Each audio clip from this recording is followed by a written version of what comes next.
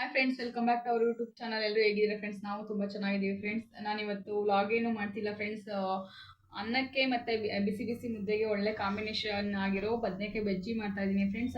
ಬದನೆಕಾಯಿ ಬಜ್ಜಿ ಯಾವ ಥರ ಮಾಡೋದು ಅಂತ ತೋರಿಸ್ತೀನಿ ಬನ್ನಿ ಫ್ರೆಂಡ್ಸ್. ನಾನಿಲ್ಲಿ ಬದನೆಕಾಯಿ ಬಜ್ಜಿ ಮಾಡೋದಕ್ಕೆ ಬದನೆಕಾಯಿ ತೊಗೊಂಡಿದ್ದೀನಿ. ಒಂದು 4-5 ಬದನೆಕಾಯಿ ತೊಗೊಂಡಿದ್ದೀನಿ. ಒಂದು 4 ನಾಟಿ ಟೊಮೊಟೊ ತೊಗೊಂಡಿದ್ದೀನಿ. ಖಾರಕ್ಕೆ ಎಷ್ಟು ಬೇಕೋ ಅಷ್ಟು ಹಸಿಮೆಣ್ಸಿನ್ಕಾಯಿ ತೊಗೊಂಡಿದ್ದೀನಿ.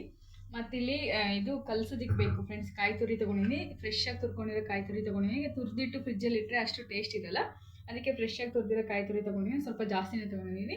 ಜಾಸ್ತಿ ಹಾಕೋದ್ರಿಂದ ಟೇಸ್ಟ್ ತುಂಬ ಚೆನ್ನಾಗಿರುತ್ತೆ ಅಂತ ಹೇಳ್ಬಿಟ್ಟು ಒಂದು 4 ಎಸ್ಲು ಬೆಳ್ಳುಳ್ಳಿ ಜಜ್ಜಿಟ್ಕೊಂಡಿದ್ದೀನಿ. ಒಂದು ಹಿಡಿಯೋಷ್ಟು ಕೊತ್ತಂಬರಿ ಸೊಪ್ಪು ಕಟ್ ಮಾಡ್ಕೊಂಡು ಇಟ್ಕೊಂಡಿದ್ದೀನಿ. ಒಂದು ಈರುಳ್ಳಿ ಕಟ್ ಮಾಡಿ ಇಟ್ಕೊಂಡಿದ್ದೀನಿ ಮೀಡಿಯಮ್ ಸೈಜು ಫ್ರೆಂಡ್ಸ್. ನಾನಿಲ್ಲಿ ಒಂದು ಕುಕ್ಕರ್ಗೆ ಹಾಕೋತಾ ಇದ್ದೀನಿ ಬೇಯಿಸೋದಕ್ಕೆ. ಬದನೆಕಾಯಿ ಟೊಮೊಟೊ ಎಲ್ಲ ಚೆನ್ನಾಗಿ ಬೇಯಿಸ್ಕೋಬೇಕು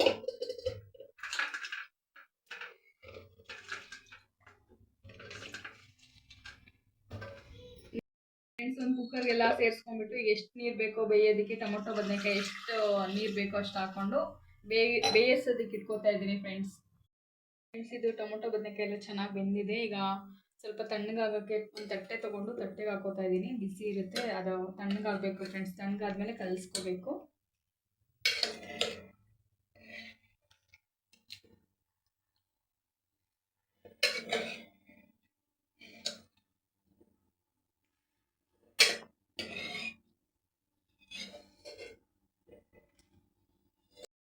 ಫ್ರೆಂಡ್ಸ್, ಇದೆಲ್ಲ ತಣ್ಣಗಾಗಿದೆ. ಈಗ ಕ್ಯೂಚ್ಕೊಳ್ಳೋಣ ಬನ್ನಿ ಫ್ರೆಂಡ್ಸ್, ಎಲ್ಲ ಕಲಿಸ್ಕೊಳ್ಳೋಣ ಫ್ರೆಂಡ್ಸ್. ಆಗಲೇ ನಾನು ಹುಣಸೆಹಣ್ಣು ತೋರಿಸೋದಿಲ್ಲ, ಮಿಸ್ ಆಗಿತ್ತು. ಈಗ ಒಂದು ಸ್ವಲ್ಪ ಟೊಮೊಟೊ, ನಾಟಿ ಟೊಮೊಟೊ 4 ತೊಗೊಂಡಿದ್ದೀನಲ್ವ, ಅದಕ್ಕೆ ಒಂದು ಸ್ವಲ್ಪ ಹುಳಿಗೆ ಹುಣಸೆಹಣ್ಣು ತೊಗೊಂಡಿದ್ದೀನಿ.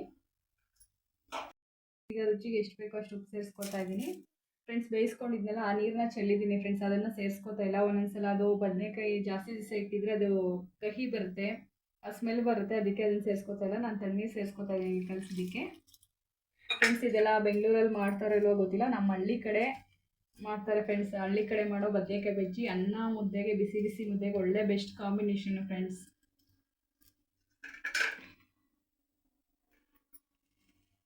ಇದೆಲ್ಲ ನೀಟಾಗಿ ಕ್ಯೂಚ್ಕೋಬೇಕು ಫ್ರೆಂಡ್ಸ್.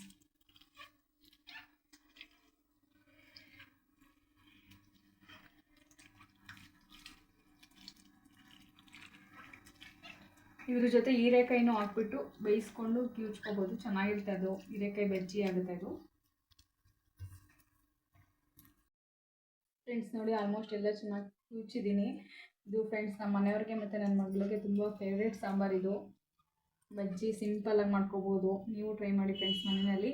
ಈಗ ನಾನೇನು ತೋರಿಸಿದ್ನಲ್ವ ಆಗಲೇ, ಅದನ್ನೆಲ್ಲ ಸೇರಿಸ್ಕೊಂಡು ಕ್ಯೂಚ್ಕೋತಾ ಇದ್ದೀನಿ ಇನ್ನೊಂದ್ಸಲ. ಕಾಯಿ ಸ್ವಲ್ಪ ಜಾಸ್ತಿ ಹಾಕಿದ್ರೆ ತುಂಬ ಟೇಸ್ಟಿಯಾಗಿರುತ್ತೆ ಫ್ರೆಂಡ್ಸ್.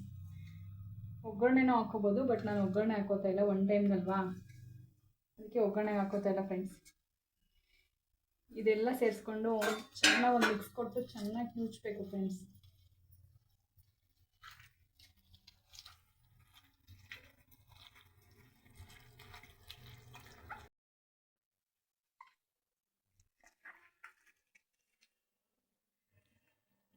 ಇಷ್ಟೇ ಫ್ರೆಂಡ್ಸ್. ನೋಡಿ ಎಷ್ಟು ಈಸಿಯಾಗಿ 2 ನಿಮಿಷದಲ್ಲಿ ಸಿಂಪಲ್ಲಾಗಿ ಆಯಿತು. ಆದರೆ ಮಾತ್ರ ಟೇಸ್ಟ್ ನೆಕ್ಸ್ಟ್ ಲೆವೆಲ್ ಆಗಿರುತ್ತೆ ಫ್ರೆಂಡ್ಸ್. ಬಿಸಿ ಬಿಸಿ ಅನ್ನಕ್ಕೆ ಮತ್ತು ಮುದ್ದೆಗೆ ತುಂಬ ಚೆನ್ನಾಗಿರುತ್ತೆ ಕಾಂಬಿನೇಷನು. ನಮ್ಮ ಹಳ್ಳಿ ಕಡೆ ಎಲ್ಲ ಆಲ್ಮೋಸ್ಟ್ ಒಂದು ವಾರದಲ್ಲಿ 2-3 ಸಲ ಮಾಡ್ತಾನೆ ಇರ್ತಾರೆ ಇದನ್ನು, ಎಲ್ಲರೂ ಮನೆಯದು. ಇಷ್ಟೇ ಫ್ರೆಂಡ್ಸ್. ಇದಕ್ಕೆ ಒಗ್ಗರಣೆ ಬೇಕಂದರೆ ಒಗ್ಗರಣೆ ಕೊಟ್ಕೋಬೋದು, ಒಗ್ಗರಣೆ ಬೇಡ ಅಂದರೆ ಇದರಲ್ಲೇ ಊಟ ಮಾಡ್ಕೋಬೋದು. ನೋಡಿದ್ರಲ್ಲ ಫ್ರೆಂಡ್ಸ್, ಎಷ್ಟು ಈಸಿಯಾಗೆ, ತುಂಬ ಸಿಂಪಲ್ಲಾಗೆ, ಬರೀ ಬದನೆಕಾಯಿ ಟೊಮೊಟೊ ಹಸಿಮೆಣ್ಸಿನ್ಕಾಯಿ ಇದ್ದರೆ ಸಾಕು ಮನೆಯಲ್ಲಿ. ತುಂಬ ಸಿಂಪಲ್ಲಾಗಿ ಬಿಸಿ ಬಿಸಿ ಅನ್ನಕ್ಕೆ ಮತ್ತು ಬಿಸಿ ಮುದ್ದೆಗೆ ಸಿಂಪಲ್ಲಾಗಿ ರೆಡಿ ಮಾಡ್ಕೊಳ್ಳೋ ಅಂಥ ಸಾಂಬಾರು ಬದನೆಕಾಯಿ ಬಜ್ಜಿ. ನೋಡಿ ಫ್ರೆಂಡ್ಸ್, ನೋಡ್ತಾ ಇದ್ದೀನಿ, ಬೇಗ ಊಟ ಮಾಡಬೇಕು ಅಂತ ಅನಿಸ್ತಿದೆ. ನನ್ನ ಮಗಳು ಅಂತೂ ಟೇಸ್ಟ್ ನೋಡಿದ್ದಾಯಿತು, ತುಂಬ ಚೆನ್ನಾಗಿದೆ ಅಂತ ಹೇಳಿದ್ಲು ಆಗಲೇ. ಈ ವಿಡಿಯೋ ಇಷ್ಟ ಆದರೆ ಕಮೆಂಟ್ ಮಾಡಿ, ಲೈಕ್ ಮಾಡಿ, ಶೇರ್ ಮಾಡಿ ಫ್ರೆಂಡ್ಸ್. ವಿಡಿಯೋ ಯಾರಾದರೂ ನೋಡ್ತಾರೆ ಸಬ್ಸ್ಕ್ರೈಬ್ ಮಾಡ್ಕೊಂಡು ನೋಡಿ friends. Thank you friends. Bye friends. Next ವಿಡಿಯೋದಲ್ಲಿ ಸಿಗೋಣ.